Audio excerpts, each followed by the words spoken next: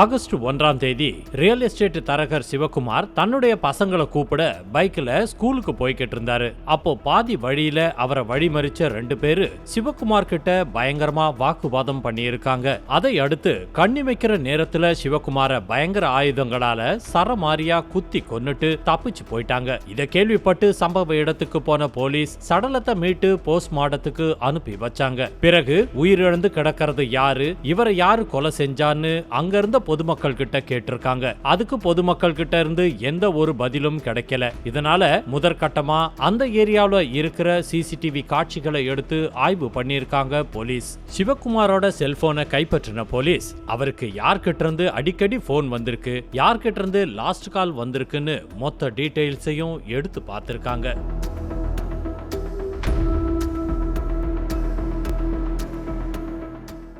அதன்படி சுரேஷ்ங்கிற நபர் தான் சிவகுமாருக்கு லாஸ்டா கால் பண்ணியிருந்ததை கண்டுபிடிச்ச போலீஸ் அவரை போலீஸ் ஸ்டேஷனுக்கு கூட்டிட்டு போய் விசாரிச்சாங்க. சார், நானும் சிவகுமாரும் பிசினஸ் பார்ட்னரா இருந்தோம். நான் வேலை செய்யற விஷயமா தான் சிவகுமாருக்கு கால் பண்ணேன். ஆனா சிவகுமாரை யார் இப்படி கொலை செஞ்சாங்கன்னு எனக்கு தெரியாது அப்படின்னு சொல்லிட்டாரு. அதை அடுத்து சிவகுமாரோட மனைவிய போலீஸ் ஸ்டேஷனுக்கு கூப்பிட்ட போலீஸ், உங்க கணவரை யார் கொலை செஞ்சா, அவருக்கு யார் கூடயாவது முன்பகை இருக்கான்னு கேட்டிருக்காங்க. அவங்களும் என் கணவருக்கு எதிரின்னு யாருமே இல்லைன்னு சொல்லிட்டாங்க. அதனால கொலையாளிகளை கண்டுபிடிக்க முடியாம போலீஸ் திணற ஆரம்பிச்சாங்க. இதுக்கு நடுவுல கொஞ்ச நாட்கள் கழிச்சு போலீஸுக்கு ஒரு போன் வந்திருக்கு. சார், சுரேஷ் அடிக்கடி சிவகுமார் வீட்டுக்கு வர்றாரு. சுரேஷும் சிவகுமாரோட மனைவி விஜயகுமாரியும் அடிக்கடி தனியா சந்திச்சு பேசிக்கிறாங்கன்னு எதிர்முனையில பேசினவரு சொல்லி இருக்காரு.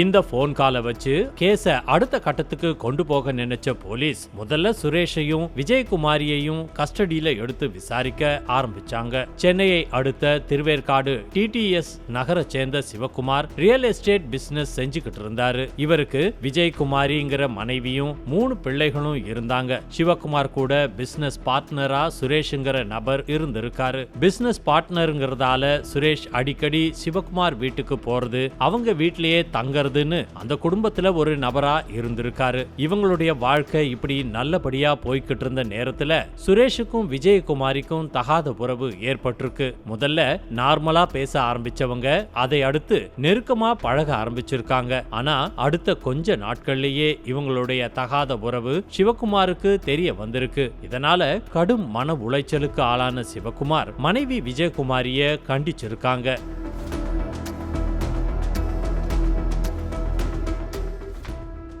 குத்துக்கல்லு மாதிரி கணவன் நான் இருக்கும்போது எதுக்கு சுரேஷ் கூட பழகுற, நமக்குன்னு 3 குழந்தைங்க இருக்காங்க, நீ இந்த மாதிரி பண்ணிக்கிட்டு இருந்தா நம்ம குழந்தைங்களோட எதிர்காலமே வீணா போயிரும்னு சொல்லியிருக்காரு. அதே மாதிரி சுரேஷுக்கும் போன் பண்ண சிவகுமார், நண்பன்னு நம்பி உன்னை வீட்டுக்குள்ள விட்டதுக்கு நீ எனக்கு துரோகம் பண்ணிட்ட, இனிமே என் மனைவி கூட நீ பேசுனா உன்னை நான் சும்மா விடமாட்டேன்னு திட்டி இருக்காரு. கணவன் என்னதான் திட்டுனாலும் விஜயகுமாரிக்கு சுரேஷ் கூட பேசாம இருக்க முடியல. மிச்சம் இருக்கிற வாழ்க்கைய சுரேஷ் கூட கழிக்க நினைச்ச விஜயகுமாரி அவர் கூட சேர்ந்து கணவனை கொலை பண்ண திட்டம் போட்டிருக்காங்க. அதுக்காக சுரேஷும் விஜயகுமாரியும் தன்னுடைய நண்பர்களான லாலு பிரகாஷ் மற்றும் மோகன் கிட்ட பணத்தையும் கொடுத்திருக்காங்க. சம்பவத்தன்னைக்கு சிவகுமார் தன்னுடைய பசங்களை கூப்பிட ஸ்கூலுக்கு போய்கிட்டு இருந்தாரு. அப்போ அவரை வழிமறிச்ச லாலு பிரகாஷும் மோகனும் சிவகுமார பயங்கர ஆயுதங்களால சரமாரியா குத்தி கொலை பண்ணிட்டு தப்பிச்சு போயிட்டாங்க. ஆனா சுரேஷுடைய நடவடிக்கையிலையும் விஜயகுமாரியோட நடவடிக்கையிலையும் மாற்றத்தை கண்டுபிடிச்ச போலீஸ் அவங்கள கஸ்டடியில எடுத்து விசாரிச்சு